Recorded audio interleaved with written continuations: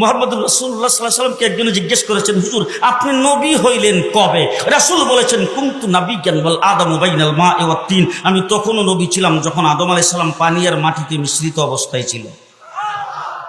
জিবরাইল আমিন এসে একদিন রাসূলকে জিজ্ঞেস করতেছেন, হুজুর আপনার বয়স কত? রাসূলুল্লাহ সাল্লাল্লাহু আলাইহি ওয়াসাল্লাম জিবরাইলকে জিজ্ঞেস করতেছে, জিবরাইল আমার বয়স পরে বলবো, আগে বলো তোমার বয়স কত?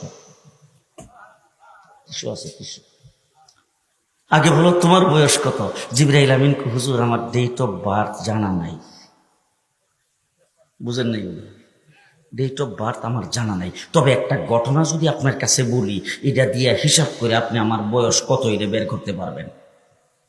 আপনারা কাহিল হয়ে গেছেন মনে হয়, কথা শুনতেছেন? জিবরাইল বলতেছে, হুজুর একটা ঘটনা বললে আপনি হিসাব করে তারপর আমার বয়সটা বের করতে পারবেন। যখন এই কথা বলছেন, রাসূল বলে, কি ঘটনা? বল, হুজুর আমাকে যখন আল্লাহ সৃষ্টি করেছেন তখন আমি আরশের নিকটে দেখতাম একটা তারা উঠতো, একবার উঠলে ৭০,০০০ বছর থাকতো। কয় বছর? ৭০,০০০ বছর। এরপরে যখন অস্ত যাইতো ৭০,০০০ বছর পর্যন্ত চলে যেত, আবার যখন উঠতো ৭০,০০০ বছর থাকতো। একবার উঠলে ৭০,০০০, অস্ত গেলে ৭০,০০০। এইভাবে তারাটা উঠতে আর অস্ত যাইতে আমি ৭২,০০০ বার দেখছি।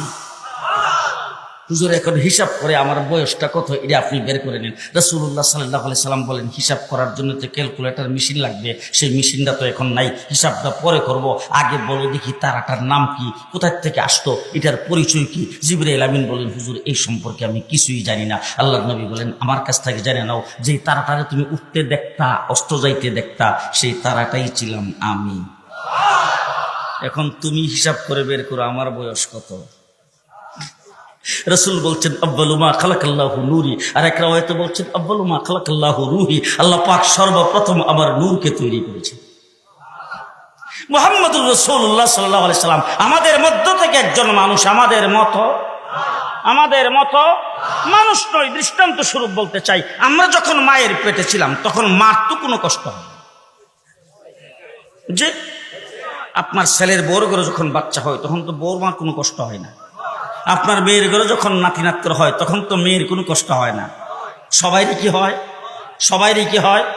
আমাদের হাফিজ হুজুর জন্মগ্রহণ করেছেন, তার মার কি কোনো কষ্ট হয় নাই? আপনাদের ইসমাইল নূরপুরি সাহেব জন্মগ্রহণ করেছেন, তার মার কি কোনো কষ্ট হয় নাই? ওলি, আব্দাল, গাউস, কুতুব, পীর, বুজুর্গ যা বলেন, লিডার বলেন আর নেতা বলেন, সবাই জন্মগ্রহণ করেছে মায়ের পেট থেকে। মার কষ্ট হয়েছে, 10 মাস পর্যন্ত মা ঠিক মতন খাইতে পারে নাই, ঠিক মতন ঘুমাইতে পারে নাই, খাইলেই বমি করে দিয়েছেন, বারবার ডাক্তারের কাছে যাইতে হয়েছে। একবার রাত্রের বেলা উঠে দাঁড়ায় রয়েছে, কতক্ষণ বসে থাকে, কতক্ষণ শুয়ে থাকে, কতক্ষণ হাঁটাচড়া করে আর খালি আ করে, এইভাবে 10টা মাস পর্যন্ত কাটাইছেন। তার এরকম কষ্ট হয়েছে। আমার নবীর মা নবীকে পেটে রাখছে। রাসূলের মা বলেন, অন্যান্য মাদের মতো আমার কোনো কষ্ট হয় নাই। আমাদের মধ্য থেকে একজন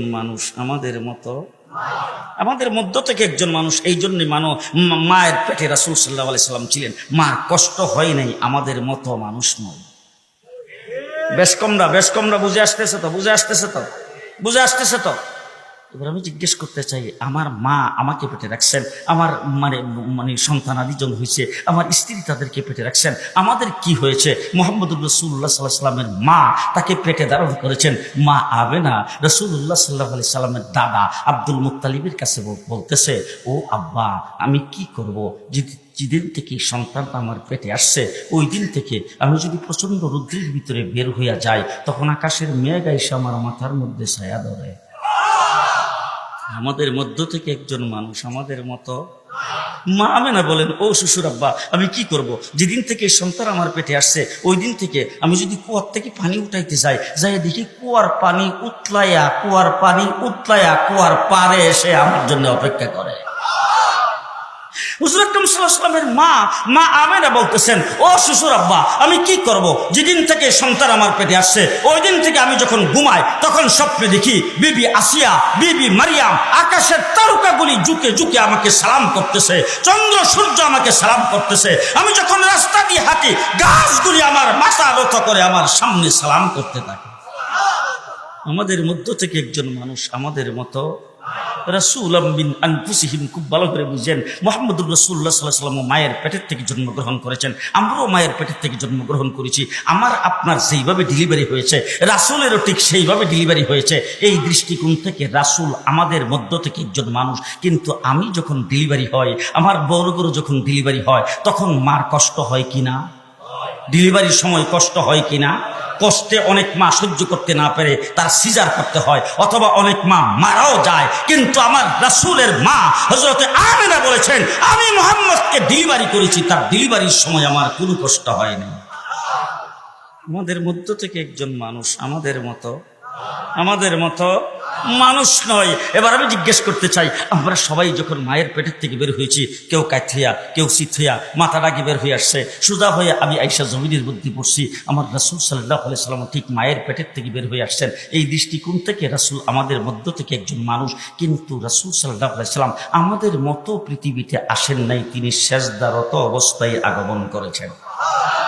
এই দিক থেকে রাসূল আমাদের মতো মানুষ নয়। ভালো করে বুঝে, বেশকমরা বুঝছেন, বেশকমরা উলামায়ে দেওবন্দ, উলামায়ে কওমিয়া, এই দেশের তাবলীগ জামাতের লোকেরা সহিহ সিরাতে মুস্তাকিমের উপর যারা আছে, তারা রাসূল সাল্লাল্লাহু আলাইহি সাল্লামকে যেভাবে মানলে রাসূলকে হক আদায় করে মানা হবে, সেইভাবে মানে।